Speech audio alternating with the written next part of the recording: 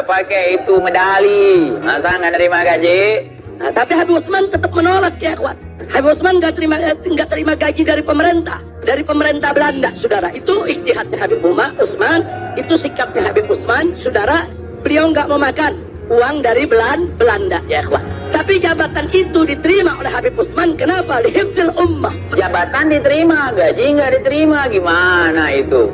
Gimana logika kalian? Jabatan dari Belanda diterima, gaji nggak diterima. Lebih bagus nerima gaji, tapi nggak nerima jabatan daripada nerima jabatan nggak nerima gaji. Artinya kita mengikhlaskan tenaga kita untuk membantu penjajah tanpa dibayar. Itu lebih konyol lagi, Bung. Statement Anda. Ente kadang-kadang ya. Ini fitnah murahan, saudara. Seolah-olah Habib Utsman itu anti jihad, Habib Utsman itu mengharamkan jihad, Habib Utsman itu nggak suka jihad.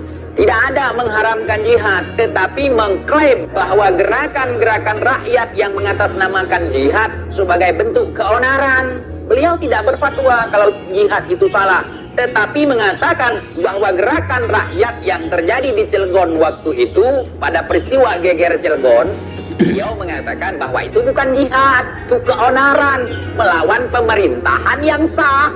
Artinya beliau sebagai penyambung lidah Belanda, makanya diberikan medali salib singa, salib pala singa. Kalau memang pengkhianat aja, jangan dibela. Cuman yang saya mau garis bawahi, apakah orang Indonesia semua yang dulu bekerja kepada Belanda, baik itu menjadi petugas keamanan, maupun itu menjadi petugas pos, maupun itu menjadi guru di sekolah-sekolah, apa semua boleh kita sebut pengkhianat? Pengkhianat. Barang siapa yang bekerja sama, yang membantu penjajah, itu namanya pengkhianat, Bung. Ya, yang melawan penjajah, yang memerangi penjajah, itu yang pejuang. Jangan salah-salah mengelabui sejarah. Itu di Aceh, siapapun yang kerjasama dengan Belanda, itulah penjajah, ante-ante penjajah. Mana ada orang kerjasama dengan penjajah, digaji sama penjajah, terus jadi pahlawan? Enggak begitu dong cara berpikirnya, saudara. Apakah petani-petani dulu, pekebun-pekebun yang kerja di perkebunan-perkebunan Belanda, dapat gaji dari Belanda, apa mereka semua kita sebut pengkhianat? Pengkhianat dong. Ngapain kerja sama Belanda? Ngapain jadi budak Belanda? Melawan dong. Di saat seluruh Indonesia melakukan perlawanan atas agresi Belanda, ya melawan, bukan tunduk kepada Belanda. Kalau tunduk kepada Belanda, itu namanya tak berkhianat kepada tanah air. Ini namanya innal harba khud'ah, saudara. Iya, ya namanya perang kan mesti strategi. Jadi jangan langsung dibilang pengkhianat.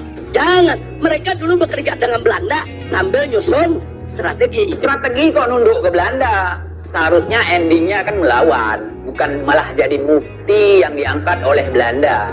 Berarti strateginya nggak mujur, ya, bukan strategi tunduk takluk kepada Belanda. Jadi kita nggak bantah kalau memang ada strategi. Kalau memang ante-ante Belanda tulen, itu nggak ada strategi-strateginya, itu jurus ngeles. Jadi kalau ada yang bilang Habib Utsman ini dipengaruhi Sunan Kudrat itu datang belakangan. Bukan dipengaruhi, tapi kolega.